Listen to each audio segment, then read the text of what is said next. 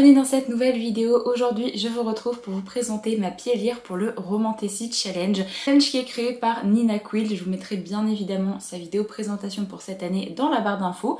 Je suis trop hypée pour commencer ce challenge. C'est un challenge qui se prend pas la tête, il est très chill. Ça se déroule sur 2 mois et grosso modo le principe c'est de lire le plus de Romantasy possible. Et là du coup Nina cette année nous a fait un petit challenge avec une sorte de bingo. Vous verrez sur sa chaîne, de toute façon elle présente ça dans sa vidéo.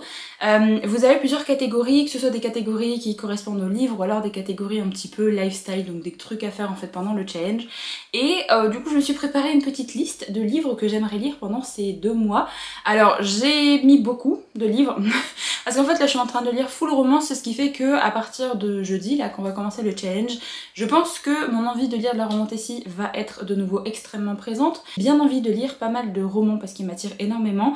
Du coup je me suis fait une liste un petit peu avec 2 catégories différentes. La première catégorie c'est les titres que j'ai déjà dans ma pile à lire. La deuxième catégorie c'est tous les titres qui vont sortir dans les prochaines semaines, donc soit fin février, mars. Alors j'ai pas mis début avril vu que le challenge se termine le 15 avril. Je me suis dit que pour les titres qui allaient sortir durant la première quinzaine, on allait voir si jamais j'ai le temps en fait d'aller les acheter et de les lire avant la fin du challenge. Mais du coup je me suis dit quand même que j'allais piocher parmi les prochaines sorties parce qu'il y a énormément de titres qui vont sortir dans les prochains jours, prochaines semaines qui m'attirent énormément, donc que je les mette directement dans ma pile à lire pour le challenge. Du coup on va commencer tout de suite. Je vais vous présenter les titres qui m'attirent pour ce challenge et je vous dirai un petit peu pour quelles thématiques je pense qu'ils vont correspondre. Des thématiques où j'ai mis un peu moins de choses que pour d'autres. Je pense qu'en fait il y a certaines thématiques, par exemple Romantasy polaire, des fois je ne sais pas en fait s'il y a des passages justement où c'est vraiment une Romantasy polaire ou pas, parce que des fois la couverture ne le dit pas, le résumé ne le dit pas, mais au final quand on lit le roman, bah c'est le cas. Du coup je pense que j'attendrai également quand je lirai le roman, tout simplement je mettrai dans les bonnes catégories au fur et à mesure. Alors, je vais peut-être faire un mix un petit peu entre les deux, entre ce que j'ai déjà dans ma pile à lire, et du coup les titres qui me tentent parmi les prochaines sorties. Alors, parmi les titres que j'ai dans ma pile à lire et que j'ai reçus assez récemment, il y a notamment Un prince sans cœur de Ingrid Seymour qui est sorti aux éditions Roncière, donc c'est un premier tome de série. Je sais juste que dans ce titre-là, dans un univers où les mondes humains et fae se côtoient, c'est juste qu'on va suivre un prince qui est sous forme humaine, on va dire la journée, et qui se transforme en bête la nuit, et donc il va trouver notre jeune fille qui s'appelle Dani, qui est une guérisseuse, et il va penser en fait qu'elle va pouvoir le guérir de cette malédiction. Alors pour moi, ce titre-là rentre dans la catégorie créature fantastique, vu que je se transforme en bête la nuit, du coup ça fonctionne bien. Il y a une carte, je crois, dans ce titre-là, si jamais je dis pas de bêtises. Il y a une carte, donc la catégorie carte fonctionne aussi. Il est bleu, il est bleu marine, c'est peut-être pas un bleu pétant, mais ça fonctionne quand même. Et il fait également plus de 300 pages, du coup il fonctionne pour 4 catégories dans ce challenge, donc c'est plutôt cool. J'ai vraiment très envie de le lire parce que j'avais vu de très bons avis quand il était sorti en VO. Vu que j'ai pas trop envie de le laisser trop traîner dans ma pile à lire, et en plus de ça, comme il est pas très gros, il fait moins de 400 pages, je pense que ça va se dévorer. Un deuxième titre que j'ai dans ma pile à lire, que j'ai bien envie d'inclure dans ce challenge, même si c'est pas vraiment de la grosse Romantasy, mais c'est de la cozy fantasy avec une romance, du coup c'est une très légère Romantasy, on va dire. C'est le deuxième tome de la série Emily Wise, donc c'est l'Atlas des autres terres d'Emily Wise de Heather Fawcett. J'ai relu le premier tome en janvier et j'ai bien envie en fait de pas faire traîner ce tome 2 dans ma pile à lire, surtout que les éditions Sabran nous ont dit qu'on allait avoir le tome 3 cette année, donc j'ai bien envie d'être à jour dans cette série. Et alors je me suis dit que vu que c'est une cozy fantasy où notre héroïne va à la recherche de failles pour remplir justement son encyclopédie, le côté créature fantastique fonctionne complètement en fait dans ce titre là. Ensuite vous avez une carte, non vous n'avez pas de carte dans ce titre là, et vous avez plus de 300 pages. Oui, il fait 300, bientôt 380 pages. Donc, le premier tome aurait pu fonctionner pour Romantasy un peu polaire vu que ça se passait vraiment dans un milieu très froid, très glacial avec de la neige, mais celui-là, ça n'a pas l'air d'être le cas. Donc on verra bien quand je le lirai, mais normalement au vu de ce que toutes les personnes m'ont dit, c'est pas le cas, mais j'ai bien envie de le mettre également pour ce petit challenge. Après il y a 2 titres qui vont sortir aux éditions Chatterley qui m'intéressent bien, qui sont tous les deux des titres de Romantasy que j'ai bien envie d'inclure dans ce petit challenge. Alors le premier c'est The North Wind, qui est un premier tome de série, mais j'ai l'impression qu'on peut lire ces titres-là en tant que stand-alone. Ça sort le 27 février et on nous dit que c'est une sorte de réécriture de La Belle et la Bête et de Hadès et Perséphone en même temps. Je sais pas trop comment ça va être magouillé, mais en tout cas ça me tente plutôt bien. Alors j'ai pas trouvé de résumé français pour vous faire un petit résumé dans cette vidéo, mais du coup tout ce que je sais c'est que c'est un Enemies to Lovers et qu'on a également des vibes de mythologie grecque. Donc moi ça me tente plutôt bien, j'aime beaucoup la couverture. Pour celui-là du coup je l'ai mis dans livre bleu et plus de 300 pages il me semble. Après on verra si jamais il y a des cartes, si jamais ça se passe en hiver ou s'il y a un truc polaire ou pas dedans. Mais comme c'est le vent du nord, je me dis peut-être s'il y a un petit aspect polaire au niveau de l'ambiance. Franchement j'ai bien envie de le lire, celui-là il me tente plutôt bien. Et alors le deuxième titre qui me tente bien au niveau des éditions Chatterley, c'est la suite de Bound by Thorns. Donc c'est le tome 2 qui va sortir, je crois là c'est fin mars, si jamais je dis pas de bêtises, c'est la deuxième quinzaine du mois de mars. Et j'ai très envie de voir ce que ça va donner parce que j'ai adoré le premier tome. Également ici dans une sorte de retelling de La Belle et la Bête, avec également une thématique de harem inversé. J'avais vraiment beaucoup aimé les personnages, j'avais beaucoup aimé l'ambiance du premier tome. Je trouvais que ça se lisait vraiment tout seul. Du coup je suis vraiment très hypée de lire cette suite, donc ça clairement je vais le lire dès sa sortie. Alors ensuite je vais peut-être vous présenter les 4 titres qui sont dans ma petite à lire, que j'ai décidé de mettre principalement pour la thématique créatures fantastiques. Vu qu'on va parler de vampires, il y a un truc de vampire. Et après là on nous dit sorcière, magie, démon. Donc démon pour moi c'est un peu des créatures également.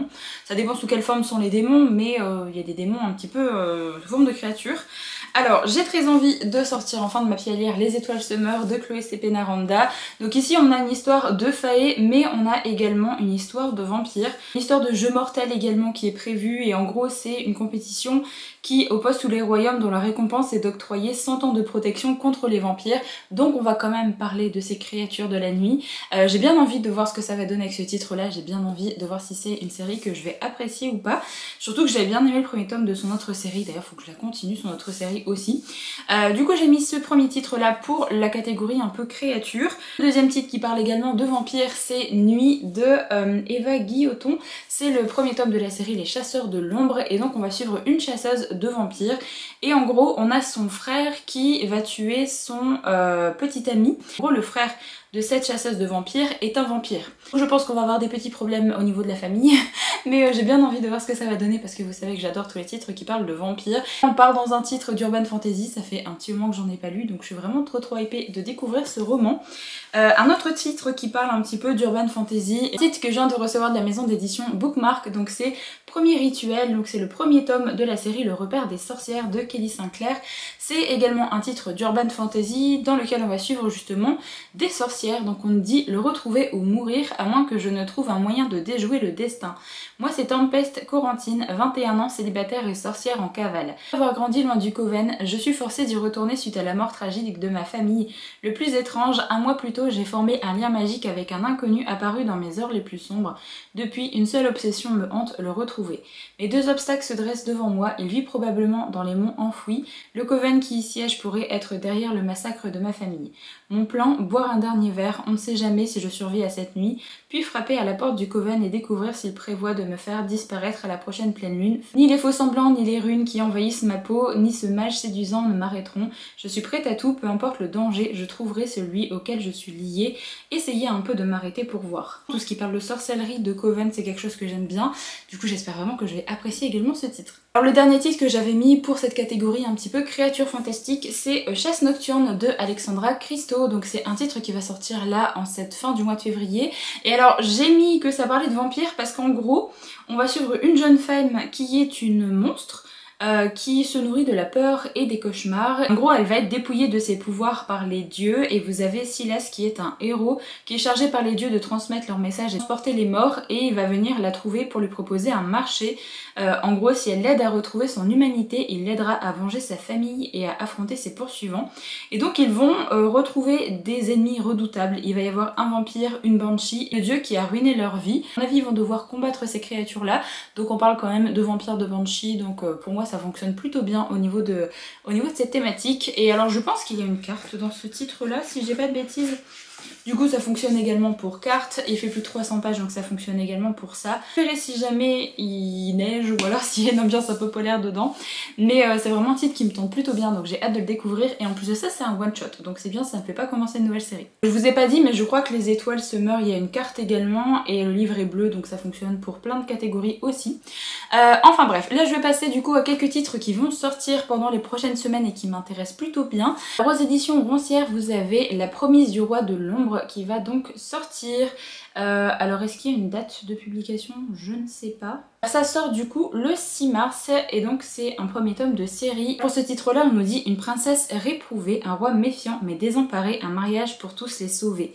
Vor, le roi de l'ombre, cherche à tisser une alliance avec le royaume humain afin de sauver son peuple. Pour cela, il est prêt à prendre pour épouse l'une des leurs. La princesse Faren vit recluse, mise à l'écart de la cour en raison de son don divin qui fait d'elle un fardeau pour la couronne.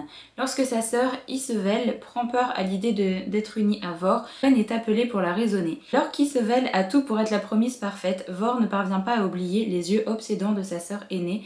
Faren, quant à elle, sent son cœur se briser à l'idée de les voir se lier à jamais. Leurs sentiments naissants seront-ils plus forts que leurs devoirs envers leur sujet? C'est vraiment très chouette, je l'avais vu passer récemment sur une chaîne booktube anglophone que je suis. Du coup, je me suis noté ce titre-là. Au niveau de la couverture, elle est complètement bleue, du coup ça fonctionne bien pour la thématique livre bleu. Un autre titre où il y a un peu de bleu au niveau de la couverture, c'est Heaven Breaker de Sarah Wolf.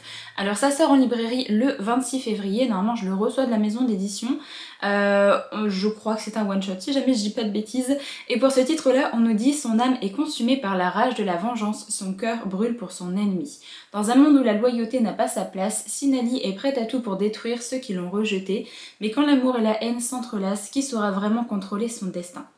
Ça me tente plutôt bien parce que c'est une autrice que j'ai jamais découvert pour ma part, j'ai jamais lu de titre de Sarah Wolf, donc forcément j'ai bien envie de voir ce que ça va donner parce que j'ai vu de très bons avis sur sa plume. Alors je vais continuer au niveau des prochaines sorties qui m'intéressent énormément vu que là en cette fin de mois de février va sortir L'Oiseau Moqueur et Le Cœur de Pierre de Carissa Broadbent qui est donc la suite de la série Le Serpent et le Descendant de la Nuit, donc c'est le premier tome de la nouvelle duologie dans cet univers là ou alors le tome 3 on va dire de la série Les Couronnes de Nyaxia. En 3 de retrouver certains personnages, de voir un petit peu ce que ça va donner en suivant vraiment d'autres POV et de retrouver cette ambiance que j'avais vraiment adorée avec les 2 premiers tomes.